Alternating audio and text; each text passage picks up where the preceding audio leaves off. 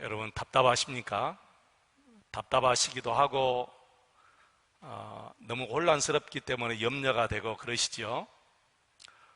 오늘 50명 딱 제한을 시켜서 예배합니다. 그래서 이 시간에는 집에서 또 초등부 교사실에서 소예배실에서 예배하는 분들이 계실 것 같아요. 어디에서든지 하나님 앞에 진실하게 진심을 다하여 온 정성을 다하여 예배하는 저와 여러분 되시기를 축원합니다. 이렇게 어렵고 혼란스러운 때에 꼭 예배를 드려야 될까요? 여러분 어떨까요? 여러분 한번 대답해 보십시오. 이렇게 혼란스러운데 꼭 예배를 드려야 되느냐? 이렇게 힘들고 어려울 때 예배 좀 쉬면 안 될까? 우리가 그런 생각을 할 수가 있겠죠? 예배는 저도 그렇고 여러분도 그렇고 어떤 경우에도 분명히 예배는 드려야 되겠죠. 아무리 힘들고 어려워도 우리는 예배만큼은 생명 걸고 드려야 될 줄로 믿습니다.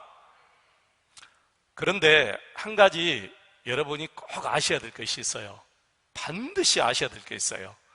그게 뭐냐면은 우리 국민들이, 우리 대한민국 국민들이 우리 기독교를 인정하지 않아요. 우리 대한민국 국민들이 우리 교회를 저버려요. 교회 하면 이제는 고개를 앞으로 끄덕이는 것이 아니고 좌우로 흔들어 대요. 싫다는 거예요. 교회도 싫고 교인들도 싫고 이제는 기독교 하면 입에서 욕만 나온다는 거예요. 그렇다면 우리가 드리는 예배가 무슨 소용이 있겠습니까, 여러분? 여러분 잘 들으셔야 돼요. 예배가 소용이 없다는 뜻이 아니라 예배보다 더 중요한 것이 우리 교회가 우리 대한민국 국민들에게 인정을 받아야 돼요. 우리 교회가 세상 사람들에게 신뢰를 얻어야 돼요. 교회가 세상 사람들에게 미움을 당하면 안 돼요. 그래서 우리 예수님도 너희는 세상의 빛과 소금이다 그렇게 말씀하셨고, 너희가 하나님 앞에 제물을 드릴 때 형제와 불한 것이 있으면 가서 화목하고 와서 제사를 드리라 그렇게 말씀하셨어요. 그런데 지금 온 세상이 우리 기독교를 싫어하고 교회를 싫어하는데 우리만 이렇게 앉아서 예배 드린다고 있으면 되겠어요? 안 되죠. 그래서 우리가 해야 될 일은 뭐냐? 한국교회를 다시 회복시켜야 돼요. 회복시켜야 돼요. 어떻게 회복시켜야 되겠습니까? 직장에서, 사업장에서, 여러분이 일하는 일터에서 사람들에게 우리가 빛과 소금으로 살아가야 돼요. 정직하게 살아가야 돼요. 지난주에도 분명히 설교 말씀드렸죠. 제사보다 더 중요한 것이 이웃과의 관계다. 하나님이 그런 제사 안 받는다는 거예요. 도덕과 짝하고 가늠한 자와 함께 한 동료가 되고 형제를 비난하고 한 몸에서 나온 내 형제들을 비판하고 무시하고 그러면서 나는 예배 드린다 그러면서 교회에 와서 예배 드린 것, 그 예배 하나님이 안 받으신다는 거예요. 너희들이 도덕을 만나면 도덕과 한 동료가 돼버리고 가늠한 자와 만나면 한 가늠한 자와 같이 돼버리고 깡패와 만나면 깡패와 같이 돼버리고 사회에서 그렇게 살면서 예배 나와서 예배한다고 그 예배 하나님이 받으시겠느냐? 안 받으신다. 그래서 우리가 여러분 우리 한국교회를 회복시켜야 될 줄로 믿습니다. 이제는 사람들이 그래요. 교회는 스스로 일어날 수 있을까? 스스로 회복될 수 있을까? 이렇게 염려를 해요. 세상 사람들이. 근데 여러분 잘 아셔야 돼요. 우리 기독교는 사람의 힘으로 일어나는 게 아니에요. 성령의 힘으로 우리 기독교는 일어나는 거예요. 그래서 우리가 성령님을 붙잡고 성령님만 의지하고 성령님만 바라보고 우리가 사회에서 빛과 소금으로 살아갈 때 우리 하나님께서 우리 한국교회를 다시 회복시켜 주실 줄로 믿습니다. 여러분, 상식이란 말 들어보셨죠? 상식은 모든 사람들이 보편적으로 일반적으로 가져야 할 기초를 상식이라 그럽니다. 기초, 기본적인 것. 그래서 상식선이 무너지면 모든 것이 다 무너져 버려요. 그래서 상식이 없는 사람들은 무엇을 하면 안 돼요. 아예 모든 것을 다 내려놓아야 돼요. 상식이 없는 사람들은. 상식선도 지키지 못하면서 무슨 목회를 하겠습니까? 상식선도 지키지 못하는데 어떻게 여러분 남편이 되고 아내가 되고 가장이 되겠어요? 상식선도 지키지 못하는데 어떻게 교회 리더가 될 수 있겠어요? 그래서 우리 하나님은 상식을 기초로 해서 상식을 초월하는 역사를 일으키는 거예요. 다시 말씀드려서 상식도 가지고 있지 않는 사람들에게는 하나님이 역사하지 않는다는 거예요. 여러분, 질병이 올 때는 마스크 쓰고 다니는 것이 상식이에요. 손소독 잘하는 것도 상식이고, 거리 유지하는 것도 상식이고, 국가에서 내려온 지침 지키는 것도 상식이고, 가정의 상식도 있잖아요. 남편 지켜야 할 상식, 아이들이 지켜야 할 상식. 근데 이런 것조차 하지 않으면서 어떻게 목회를 하겠습니까, 여러분? 어떻게 나라를 구하겠어요? 코로나19가 갑작스럽게 일어난 이유가 사랑제일교회에서 합석을 했어요. 수많은 사람이 같이 함께 밥을 먹으면서 마스크도 쓰지 않고 찬송하면서, 또 거기에 있는 사람들이 8.15 광복절에 나와서 서울 집회에서 나와서 다 확산이 돼버린 거예요. 이런 상식도 지키지 못하는 사람들이 어떻게 나라를 구한다고 길거리에 나가서 데모를 하고, 이렇게 상식도 지키지 못하는 사람이 설교를 할 수가 있겠습니까?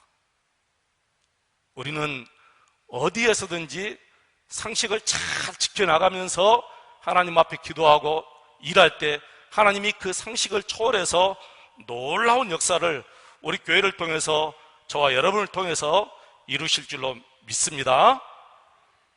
그래서 이제는 우리 대한민국 모든 국민들에게 사랑받고, 그리고 모든 국민들이 인정하고 신뢰하는 우리 한국교회가 돼야 될 줄로 믿습니다. 이제 오늘 말씀 전하겠습니다. 제가 이 설교를 준비하면서 저희 아내와 함께, 여보, 다윗은 정말 은혜를 많이 받은 사람이야. 다윗처럼 은혜를 많이 받은 사람이 있을까? 그랬어요. 회개는 그냥 쉽게 저절로 되는 것이 아니지요. 하나님의 특별한 은혜가 임해야만이 회개도 할 수 있는 거예요. 내가 회개하고 싶다고 회개가 되는 것이 아니에요. 내 입에서 주여 부르고 싶다고 주여 나오는 것이 아닙니다. 그래서 다윗이 이렇게 회개한 것은 하나님의 특별한 은혜가 임했기 때문에 그래요. 다윗이 성품이 좋고 인품이 좋고 그가 지식이 있어서 그런 게 아니고, 특별한 것이 있어서 그런 것이 아니라 전부 하나님의 은혜로 그가 죄를 깨닫고 또 죄의 지적을 받고 하나님 앞에 회개한 줄로 믿습니다. 혹시 교회 처음 나올 때 누구의 돈 받고 나왔죠? 여러분도? 여러분 의지로 나오신 분 계세요? 한 분도 없을 거예요. 다 어떤 사람의 권유를 받고 전도를 받고 그리고 권면함을 받고, 심지어는 끌려 나온 분도 있고, 어떤 분은 하나님이 직접 역사에서 나오신 분도 계세요. 대부분 다 이렇게 예수 믿게 되고 교회를 나오게 되지, 처음부터 자기 의지로 하나님을 찾고 자기 의지로 교회에 나온 사람은 거의 없습니다. 모든 것이 그래서 하나님의 은혜입니다. 교회에 나온 것도 하나님의 은혜요, 기도하게 된 것도 하나님의 은혜요, 봉사하는 것도 하나님의 은혜요, 여러분이 전도하는 것도 하나님의 은혜이고 구원받는 것도 하나님의 특별한 은혜의 선물이라 그렇게 성경은 말씀하셨어요. 그래서 처음 교회 나올 때부터 시작해서 하나님의 말씀으로 자신의 죄를 깨닫게 되고 회개하는 과정이 전부 우리 주님의 은혜인 줄로 믿습니다. 혹시 이 자리에 예수님은 믿지만 아직 구원의 확신과 그리고 신앙생활의 기쁨과 행복이 없는 분들 계십니까? 만약 그런 분들이 계시다면 우리가 다시 처음으로 돌아가야 돼요. 우리 처음이 어딜까요? 우리 처음은 나는 죄인입니다 하고 고백하는 것이 처음이에요. 하나님을 알고, 내가 믿는 하나님을 알고 그 하나님이 어떤 분인가를 알아야만이 그 하나님 앞에서 내가 정말 죽을 죄인이구나, 나는 죄덩어리구나 라는 것을 깨달을 수가 있어요. 하나님을 모르는 상태에서는 절대로 자신이 죄인이고 죄덩어리인 것을 깨닫지 못해요. 하나님이 얼마만큼 하나님이시고, 정말 하나님은 엄청나게 광대하시고 크시고 높으시고 정말 전지전능하신 그런 하나님을 내가 깨달아야만이 그 하나님 앞에 내가 한없이 작고 미미하고 정말 짐승만도 못하고 죄덩어리인 것을 깨닫게 된 거예요. 여기서부터가 신앙생활의 첫 단계 출발이에요. 이게 되지 않으니까 신앙생활 하다가 시험에 들면 낙심하고 좌절하고 또 오래 가고, 이게 안 되니까, 이 과정이 안 돼 있으니까 기쁨이 없는 거예요. 그런데 첫째, 이 과정이 잘 된 분들은, 아주 충실하게 이 과정이 잘 된 분들은 시험이 오고 낙심해도요 금방 일어나요. 자기 죄를 금방 깨닫고 일어나고 하나님 앞에 한순간에 회개하고, 그리고 자기의 잘못을 인지하고 사과도 하고 그래요. 그런데 이런 과정이 없는 분들은 정말 힘들고 어렵습니다. 평생 예수 믿어도 기쁨을 몰라요. 구원의 확신도 없어요. 죽을 때까지도 구원의 확신이 없을 수도 있어요. 나는 저와 여러분이 이 과정을 잘 지나서 다윗처럼 이렇게 복되고 형통한 길로 가시기를 축원합니다. 나는 저와 여러분이 이렇게 복된 신앙의 길을 걸어가시기를 간절히 원합니다. 아직 이 과정이 없는 분들도 여러분 낙심하지 마시기 바랍니다. 염려하지 마세요. 왜 그러냐면은 내가 진심으로 인격적으로 하나님 앞에 나와서, 하나님, 내가 어떤 존재인가를 알고 싶습니다. 하나님이 어떤 분인가를 좀 알고 싶습니다. 그렇게 하나님 앞에 간절히 구하면 우리 하나님께서 우리 마음에 성령님을 보내주셔서 여러분의 마음을 터치해서 성령님이 진짜 여러분에게 다 마음에 은혜를 부어주셔요. 하나님이 어떤 분인가를 또 알게 해주시고 그 하나님 앞에서 내가 얼마나 큰 죄인인가를 깨닫게 됩니다. 성경을 한번 보겠습니다. 마태복음 7장 9절로 11절입니다. 같이 한번 읽겠습니다. 너희 중에 누가 아들이 떡을 달라 하는데 돌을 주며 생선을 달라 하는데 뱀을 줄 사람이 있겠느냐? 너희가 악한 자라도 좋은 것으로 자식에게 줄 알거든 하물며 하늘에 계신 너희 아버지께서 구하는 자에게 좋은 것으로 주시지 않겠느냐? 여러분 다 부모님이시지요? 자식들이 다 있지요? 여러분 자식들이 고기 먹고 싶고 떡을 먹고 싶은데 수중에 아무것도 없어요. 돈도 없고 카드도 없고. 근데 떡 먹고 싶다고 고기 먹고 싶다고 막 졸라요. 여러분이 부모니까 그러면 어떻게 하고 싶어요? 돈을 꾸어서라도 분명히 해줄 거예요. 돈을 못 꾸면 어디 가서 도둑질이라고 해서 해줄 마음은 있죠. 도둑은 못하지라도 그런 마음이라도 다 있어요. 우리 부모들은 자식이 해주라면 여러분 심장까지라도 빼주잖아요. 근데 성경은 뭐라고 했느냐면 하물며 하나님은 더 하신다는 거예요. 여러분이 여러분의 심장을 빼어서 줄 수 있는 마음이라면 우리 하나님은 당신의 아들 예수님을 세상에 보내서 십자가에 달려 죽게 하셨잖아요. 우리 하나님은 여러분보다 여러분을 더 사랑해요. 여러분이 여러분 자식 사랑하는 것보다 우리 하나님은 저와 여러분을 더 사랑하신다는 거예요. 그러니까 우리가 진심으로 하나님, 내가 하나님을 알고 싶습니다. 내가 내 죄인의 실상을 알고 싶습니다. 내가 얼마나 큰 죄인인 것을 깨닫고 싶습니다. 이렇게 기도하면 성령 하나님께서 여러분에게 그런 은혜를 다 주신다는 거예요. 하나님도 다 깨닫게 해주시고 내 자신이 어떤 큰 죄인 것도 다 깨닫게 해주시고 회개할 수 있는 은혜를 주시는 거예요.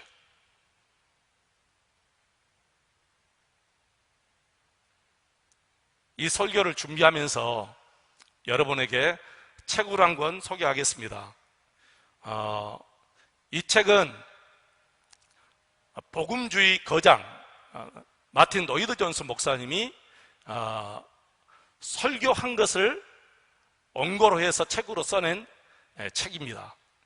이 책이 언제 나왔느냐면은 1949년도에 나왔어요. 49년생 여기 계시지요. 그분이 태어날 때쯤 이 책이 나온 게 아니고 그분이 설교한 원고가 그때 있었어요.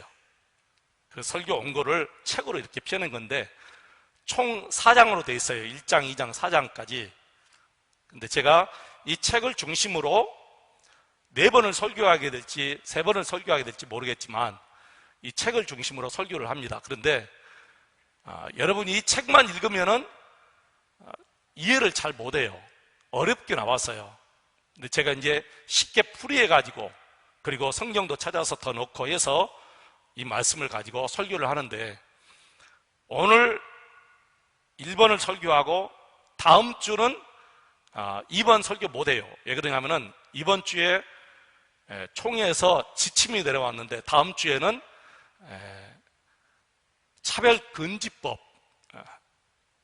성차별금지법 반대 설교를 하라고 지침이 내려왔어요. 그러니까 다음 주는 우리 합동측만 그런 게 아니고 통합측도, 감리교도, 성결교회도 다 전국 교회가 다음 주는 차별금지법 반대 설교를 하게 될 거예요. 그리고 그 다음 주 다시 2번, 3번 설교할 수 있도록 그렇게 하겠습니다. 제가 처음에 말씀드렸듯이 회개에 있어서 가장 중요한 요소는 무엇이냐면은 자신이 지옥에 갈 죄인임을 깨닫고 고백하는 것이 회개의 가장 기초적인 요소예요. 나는 죄인이다. 나는 죄인이어도 바울은 뭐라고 고백했느냐면은 나는 죄인 중에 괴수입니다 라고 고백했어요.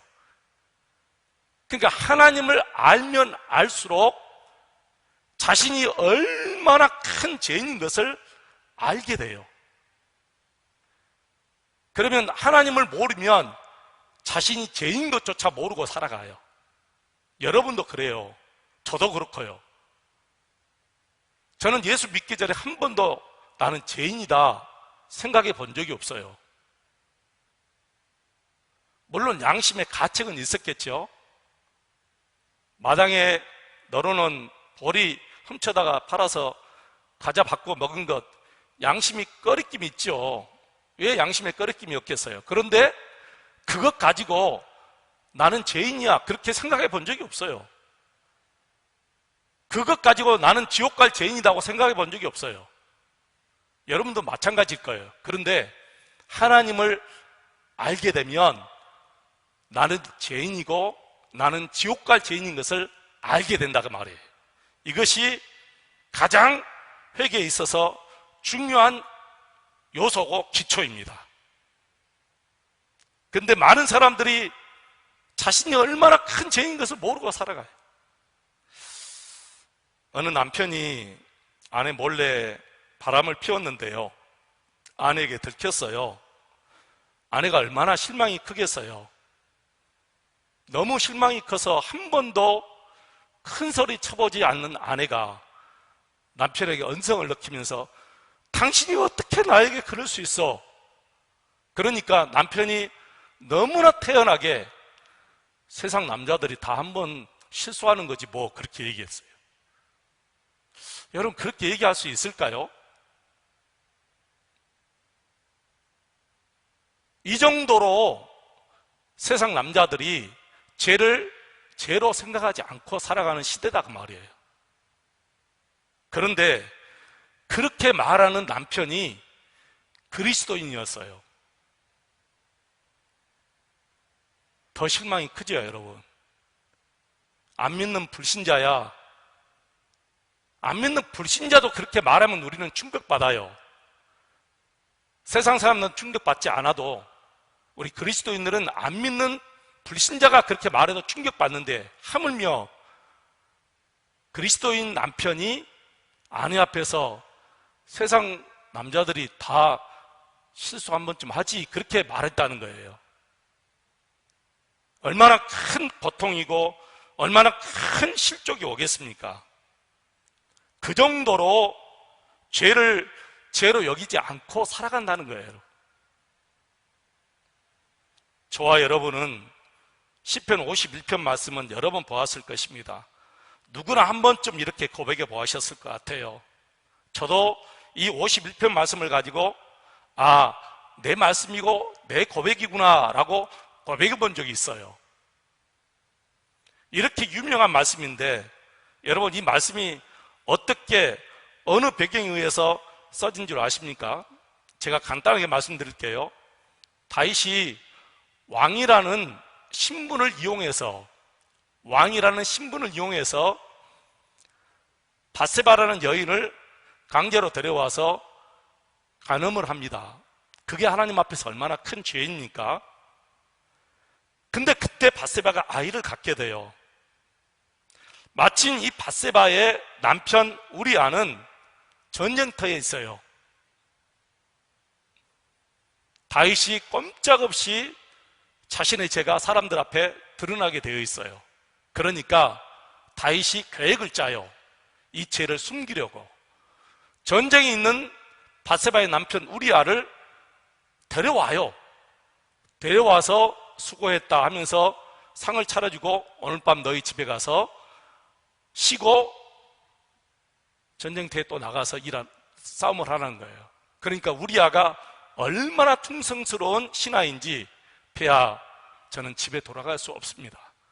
내 희하의 부하들은 다 지금 전쟁터에서 생명 걸고 싸우고 있는데 나만 집에 돌아가서 평안하게 있다가 갈 수 없습니다. 그리고 안 가요.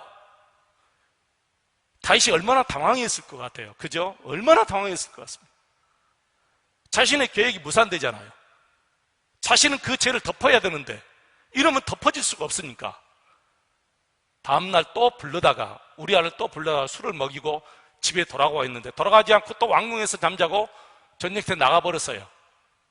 이제 어떻게 합니까? 죄를 어떻게 덮습니까, 여러분? 그러니까 이제는 서신을 사신에게 써서 보내가지고 그 우리아를 화살에 빗발치는 제 전방에 보내서 죽게 만들어버려요. 그러면서 그 우리아의 아내 밧세바를 데려와서 아내로 삼습니다. 다윗이 그랬을 것 같아요. 이제 됐다. 모든 것이 완벽해. 사람은 속일 수 있지만 하나님은 속일 수 없잖아요. 사람들 앞에서는 죄를 덮을 수 있지만 하나님 앞에서 어떻게 죄를 여러분 덮을 수 있습니까? 하나님이 뭐라고 한 줄 아십니까? 사무엘하 11장 27절에 보니까 다윗이 행한 그 일이 여호와 보시기에 악한 일이었다. 여호와 보시기에. 하나님이 다 보시면서 뭐라고 한 줄 아십니까? 다윗, 네가 지금 악한 일을 하고 있구나. 이렇게 말했다는 거예요. 다윗, 네가 지금 악한 일을 하고 있구나. 그래서요, 하나님이 나단 선지자를 다윗에게 보내서 책망을 합니다. 죄를 드러내요. 나단 선지자가 굉장히 지혜롭게 다윗의 죄를 고발하죠. 상대방의 죄를 드러내도 이렇게 지혜롭게 드러내야 상대방이 큰 상처를 안 받게 됩니다. 폐하, 한 가지 슬픈 소식이 있습니다. 어떤 성읍에 두 사람이 살았는데 한 사람은 양도 많고 소도 많고 낙타도 많고 아주 큰 부자로 삽니다. 근데 또 한 사람은 양 한 마리밖에 없습니다. 그 한 마리 양을 자식처럼 기르고 사는 아주 가난한 사람이 있습니다. 그런데 어느 날 저녁에 이 부잣집에 나그네 한 사람이 찾아왔는데 이 부자가 자기 집에 있는 양 한 마리 잡아서 그 나그네를 대접하면 좋은데 세상에 자기 것은 아끼고 한 마리밖에 없는 그 가난한 집에 양을 몰래 훔쳐다가 잡아다가 나그네를 대접했습니다. 이런 일이 어떻게 있을 수 있습니까? 그러니까 그 말을 들은 다윗이 얼마나 의분이 강한 사람입니까? 거룩한 분노가 강한 사람이 다윗이에요. 어릴 때도 의분이 있어서 골리앗 앞에 나가서 싸워서 승리했잖아요. 이 말을 듣고 다윗이 갑자기 자리를 박차고 일어나더니 불같이 화를 냅니다. 사무엘하 12장 5절 말씀 보니까 그런 나쁜 사람이 어디 있느냐 그러면서 죽어야 마땅하다 그러는 거예요. 다윗이 이렇게 큰 소리치고 나오니까 나단 선지자도 굉장히 당황했을 것 같아요. 잠시 당황했던 나단 선지자가 입을 열어서 이렇게 책망합니다. 사무엘하 12장 7절에 나오죠. 폐하, 당신이 바로 그 사람입니다. 이 책망을 들은 다윗이 그 다리에 힘이 쭉 팔리면서 그 자리에 꼬꾸라지면서 하나님 앞에 회개하기 시작한 것이 바로 오늘 시편 51편의 말씀이죠. 여러분, 솔직히 누가 다윗이 이런 죄를 범하고 이렇게 치밀하게 계획을 짜가지고 자신의 죄를 덮으려고 생각이나 했겠습니까? 아무도 다윗이 이렇게 행하리라고는 생각도 못할 거예요. 죄를 지은 것도 큰일인데 이 죄를 덮으려고 이런 엄청난 큰 죄를 더 지었으니 누가 다윗이 이렇게 행하리라고 생각이나 했겠냐고 말이에요. 솔직히 우리 주위에 그런 분들 있잖아요. 설마 그 사람이 그런 죄를 지었다고? 나는 도저히 안 믿어져. 그런 분들 있죠. 근데 여러분, 오늘 성경은 우리에게 중요한 말씀을 주셔요. 바로 5절 말씀인데 같이 한번 보실까요? 5절 말씀 같이 한번 읽어보겠습니다. 내가 죄악 중에 출생하였으며 어머니가 죄 중에서 나를 잉태하였나이다. 이게 무슨 말씀이냐면 어떤 사람은 태어날 때부터 죄 짓게 생겼게 태어났고 어떤 사람은 태어날 때부터 죄 안 짓게 태어나고 그게 아니다는 거예요. 여러분, 사형수들도요 천사의 얼굴을 하고 사는 사람이 있어요. 사람의 외모를 보고서는 판단할 수 없는 문제예요. 사람의 마음이 문제이지 외모가 문제가 아니에요. 사람의 외모를 가지고 죄를 짓고 안 짓고 그렇습니까? 아니에요. 마음에 있는 생각을 가지고 죄를 짓고 안 짓고 그러는 거지 외모는 죄와 아무 상관이 없어요. 그래서 우리 모두가 다 어머니 뱃속에 태어날 때부터 끔찍한 죄인으로 태어난 거지 선한 것을 가지고 태어난 사람이 없다는 거예요. 아담 후손들은, 아담과 하와는 완벽하게 하나님 앞에 창조받았지만 아담의 후손들은 다 어머니 뱃속에 태어날 때부터 엄청난 큰 죄인으로 태어난 건데 죽을 죄인으로 태어나고 죄 덩어리로 태어나고 그리고 죄인의 계수로 태어난 거예요. 근데 이걸 하나님을 모르니까 깨닫지 못할 뿐이지 하나님을 믿게 되면 다 여러분 깨닫게 됩니다. 그리고 다 하나님 앞에 나와서 나는 죄인입니다, 나는 죄인입니다 하고 울면서 회개하게 되는 것입니다. 여러분도 그렇게 하셨잖아요. 하나님을 모르면 될 수가 없어요. 서울에 있을 때 어떤 할머니가 끔찍이도 교회를 싫어하고 예수를 안 믿어요. 그런데 딸과 사이가 예수를 참 믿었어요. 사이가 마지막 어머니가 아프셔가지고 상계 백병원에 입원해 있었는데 저녁마다 오셔가지고 어머님, 장모님이니까 어머님 하나님 믿으세요. 하나님 믿으셔야 돼요. 예수 믿으셔야 돼요 하고 안 들어도 계속 옆에서 이야기를 했대요. 그분은 안 믿어요. 안 들어요. 왜 안 듣냐면 교만이 철철 넘치는 분이에요. 옛날 이하 여전을 다니신 분이에요. 그러니까 자기 스스로가 교만해가지고 누구 말도 잘 듣지 않으려고 하는 사람이에요. 그러니까 예수 교회에 말하면 아예 싫어할 정도예요.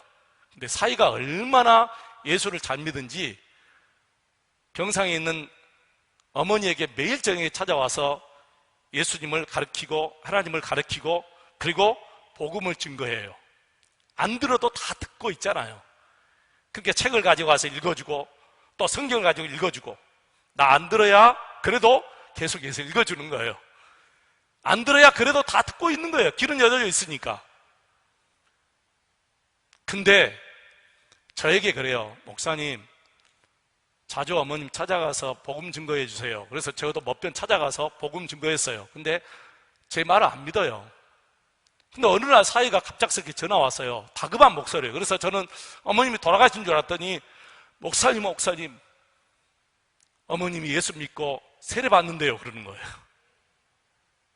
얼마나 기쁜지. 그래서 제가 성천기를 가지고 병원에 가서 세례를 병상에서 주고 그분이 예수님 영접하고 돌아가셨어요.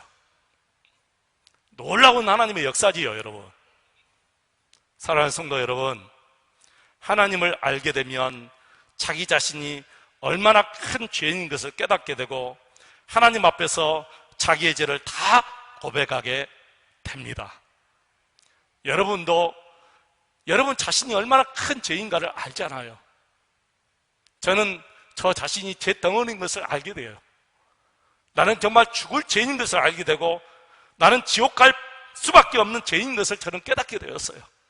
하나님을 알면 깨닫게 돼요. 근데 하나님을 모르면 절대로 자기 자신이 이렇게 지옥 갈 죄인인 것을 모릅니다. 알 수가 없어요.